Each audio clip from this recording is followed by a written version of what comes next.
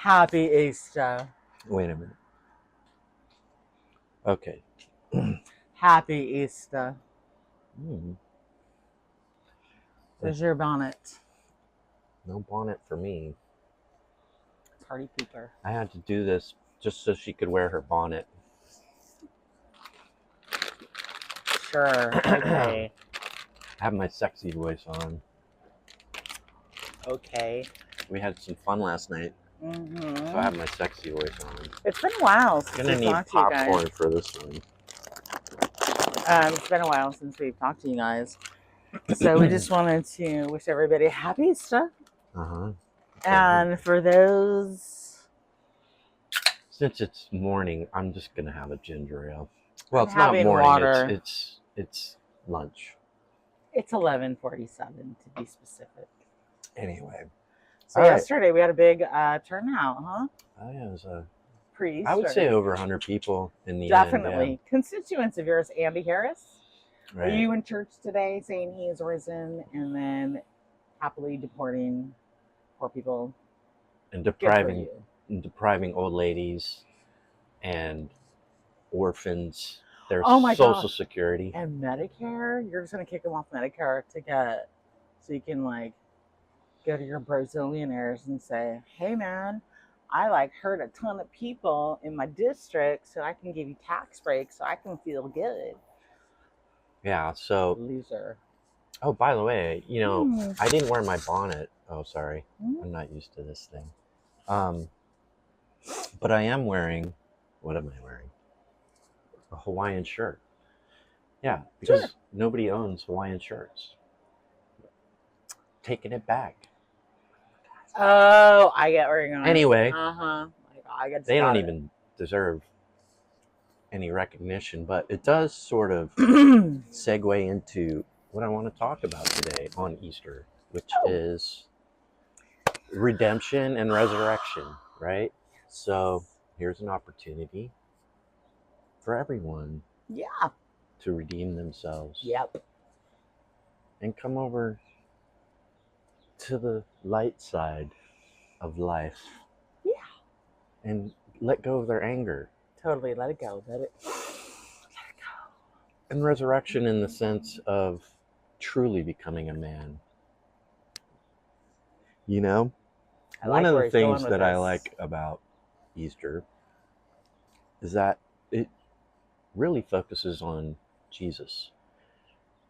I'm more of a red letter guy, I don't like, read the Bible or I never have read the Bible like it's tea leaves, in the sense that, you flip the cover and point at something and that's what God wants you to do. That's not how it works. Right. Stay away from the Old Testament because there would probably be death and destruction if you did that. And, not only that, but, using certain passages in the Bible, taking them out of context and distorting them to give yourself a sense of confirmation. That's called confirmation bias. Giving yourself a sense that what you're doing is okay because it's in the Bible. Yeah. Well, that's confirmation bias. Yeah. And what confirmation bias is, it's like this. Say you have a cough, right? And you're like, oh, I have a cough. My throat is a little sore. I'll do the side effect, the sound. Yeah. And then, so you think you're dying, basically. Oh, I'm dying. I have cancer. I know I have cancer. It must be cancer. So you go online and you Google, This is getting very dark. What are the outcomes of a cough, right? And it can be as little as you have a little cat hair stuck in your throat. Or that, yep. Which, honestly, we have 2 cats, and you'd be surprised how often that actually is a thing. Stay focused, Andy. Anyway, or you have esophageal cancer, and you're gonna die. This is really dark on Easter, right? So you've basically, because you have this range of symptoms from, nothing to death for virtually everything, but you want to confirm to yourself that you have cancer, and therefore you've just done that. This is really... So that, in a sense, is just a simple way of explaining confirmation bias. So, oh, that's a good example. Stop reading the Bible like tea leaves. Right, yeah, for sure. Stop picking out verses, taking them out of context, and putting them into modern context to justify your means of treating people badly or different or whatever, you know. Michelle and I actually met at a Christian college. Can you believe it? I actually studied to become a pastor until, you know, basically I found that most of the people that want to become pastors do so for selfish reasons and often for narcissistic reasons. Totally. And that's not me. I'm not like that. Totally. So, he's totally not like that. Anyway, that's here nor there. You know, we've grown through life. We've taken our experiences and tried to, you know, improve ourselves in sort of this humanitarian sense. That just because you aren't Christian doesn't, or just because you no longer go to church, doesn't mean that you can have a sense of morals. That's right. Also, Christianity isn't the only religion in this country. You know? Also true. I often say the freedom of one religion is the freedom of all religions. Totally. So 100%. You never know. Like, you have this sense that Christianity is what founded this country, which, you know, that is not true. But also, you have a sense that your religion is the right one, and not even that, your denomination is the right one. I know Baptists tend to think like that. Mormons tend to think like that. And that's my point too, is like, when you say that this is a Christian country, well, which denomination? You know, is it Catholic? It's not. I don't think so. You know, like, maybe you could try to band together for a little while to get, you know, your fascist state done because of your negative thinking of what that, you know, this must be a Christian nation, therefore we will make it one by any means necessary. That's fascism, you know? Mm-hmm, totally. Anyway. We ain't down with that. So, nope. What I want to say too, though, is when thinking about Jesus, what is a man? What is a man? Yes. Do you think Jesus would be in the manosphere today? Where would Jesus be today? Not driving those big trucks with loud noises. Those big trucks with the, I mean, it was bad. It was bad enough when it was on those little, you know, race car thingies, street cars or whatever. Now they have them on trucks. Oh my God. And the trucks are lifted up to like almost monster truck levels. It's like, yeah, this is the idea of manliness. So what would Jesus do? That's a really good question. So I want to if Jesus was here now, he would be on a porch for sure, 100%. Okay, it's true. But where would he be? Like in what you actually know about red letter Jesus, meaning the stuff that Jesus said in the Bible. You know, a lot of Bibles have what Jesus said in red letters. Mm-hmm. And often, if you just look at what he's saying in context to his times, what was he? Well, he was a loving man. Yep. Who was willing to sacrifice everything. Yep. For everyone else. Yep. Right? And I think that's just a larger metaphor of how you should always think, right? What can I do for other people? Correct. That should be first on your mind. Like, that's why I married him. It's not hard. I mean, it's not easy also, but it's not hard, you know? Like, you just have to put your mind there and do that. So, yeah, that's about all I have to say today. What more do you want to say? Well, I think, I have, how many days do you have? So I want to talk about, I want to expand on your little lesson there, which I thought was great. And I know Jesus would be supporting poor people I know he would be calling for the return of people that are illegally kidnapped off the streets and sent to a concentration camp in El Salvador. With their heads shaven bald. 100%. What does that remind you of? Does that remind you of anything at all? Holocaust. That's serious Holocaust vibes. And you know what's even more sickening is that the El Salvadorian vice president said, well, President Trump is paying us to keep these people here. So we're talking about waste and fraud. You guys are good with that? Okay. So yeah, I don't want to hear shaving their heads and having them crouch together like they're just cattle. Yeah. Yep. Yeah, it's crazy. So anyway, here's. You think Jesus would do that? I don't know about that. No, Jesus is a radical liberal. Mm-hmm. So if you worship Jesus, what does that make you? Maybe you should be nicer. He's a radical socialist, really. For sure. You know what? So yesterday we did this big rally, Stop the Cuts, because Andy Harris. Let's talk about Andy Harris, the worst congressman in Maryland. Horrible. Yeah. He just lies. You know what? When you talk about indivisible, bring it up because he gets visibly upset because we're getting under his skin, and I'm down with it. Okay, so yesterday we're like bringing attention. Like we have these giant checks. Too bad we don't have them around. But anyway, a giant check that said it was made out to the Brazilianaires. We could impose that. Oh yeah, we can. That's true. Show them real quick. Yeah, right. That's totally cute. From Andy Harris. So basically, here's your tax cuts. What was it? 4 trillion, 4.2 trillion. AP says 4.2 trillion. Yeah. Other places say 4.5 trillion. Yeah. So we're in the 4 trillion area, and it's paid for example, by cuts from Medicaid. So are you on like Priority Partners? I think is Medicaid in Maryland. I think a lot of people are. He's saying you don't matter. You could die. It's totally fine.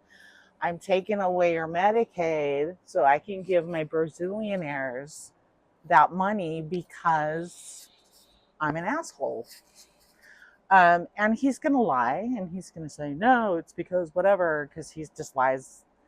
He lies. He's a good liar. But you know what? We're just calling him out. We're calling him out because we're going to let people know this is what this guy's up to. And someone needs to run against him. Someone, in my view, my preference, super progressive and unapologetic. Because there should be nothing wrong with ever saying everyone deserves health care. No. It's not, that's a human right. Everyone deserves housing. That's a human right. It's not just Republicans. There are Democrats in there too that need to go. That, they won't do a full-throated thing because they don't want to hurt their donors. And I ain't down with that either. But let's focus on Andy Harris.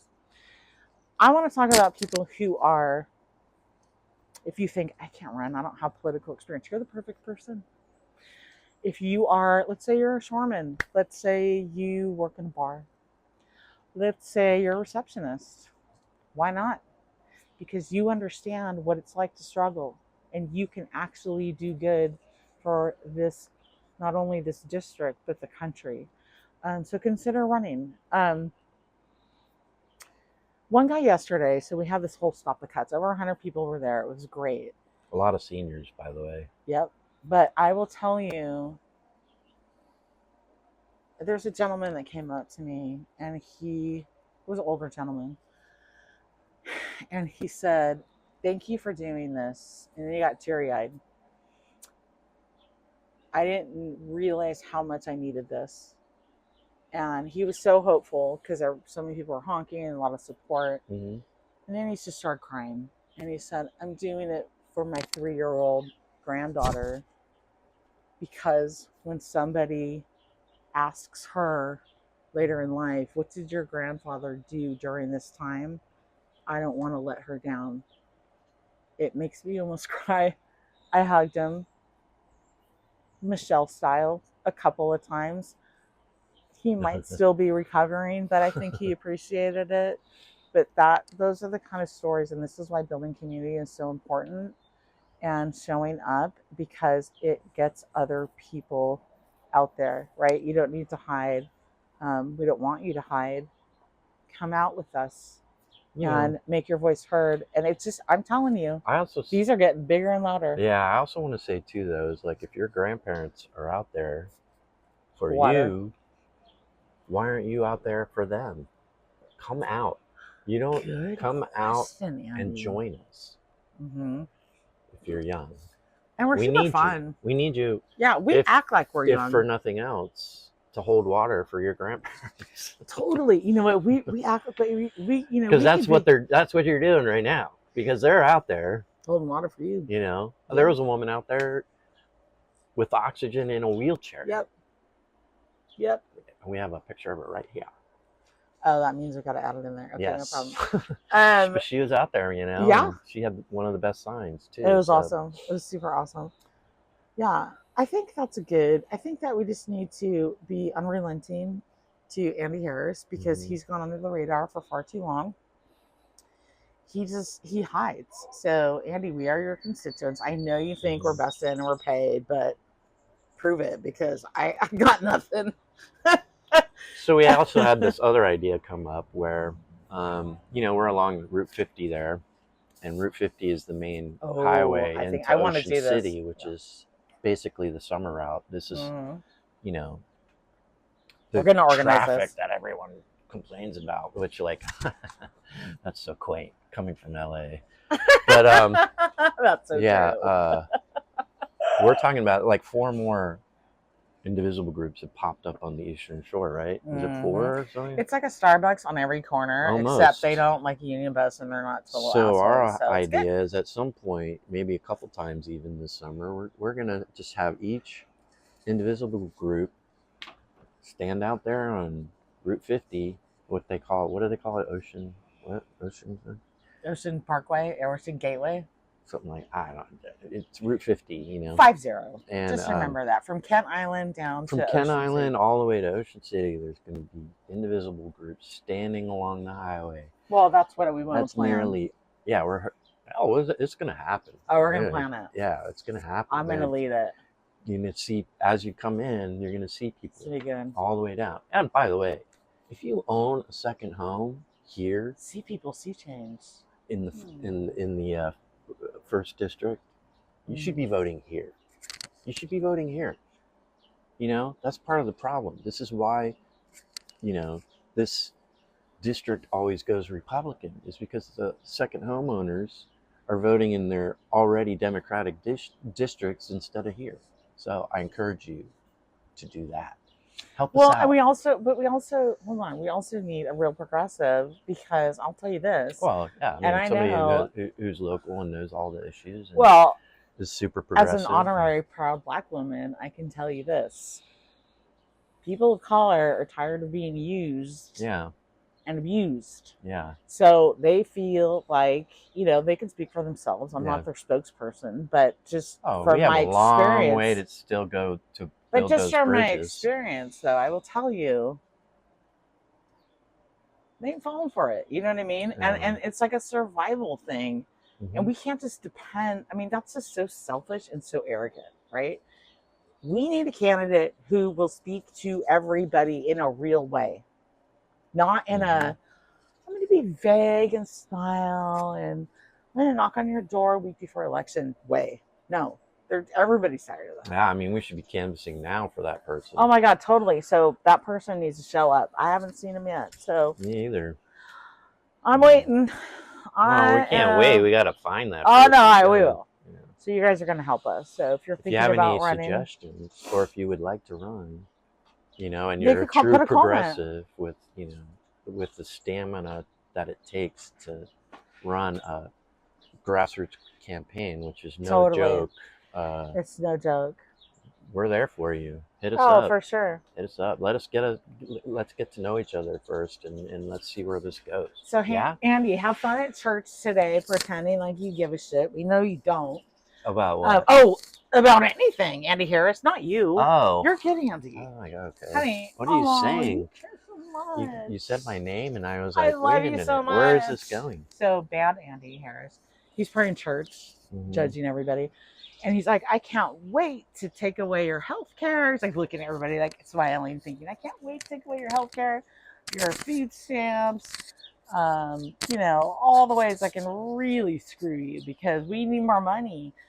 And I'm not paid for. You can't just say you're for those things. I know, he's not. And then, 2 weeks later, vote against them, right? Right. This is what the Freedom Caucus does. That's right. They lie and lie. Yeah. And lie. And they say make good you think phrases. they're doing something, and they're not. Even patriotic. They've turned their backs on veterans, old people, farmers, orphans, totally. farmers. Yeah. And, anything that truly helps watermen has always come from Democrats. Yep. So, and by the way, I'm not even like a true Democrat. Me either. If there was a progressive in office, you don't think that they would do everything for watermen? They would. They would. Yeah, Democrats need some work too. So yeah. Anyway, we're here to keep it real. Keep the porch light on. Mm-hmm.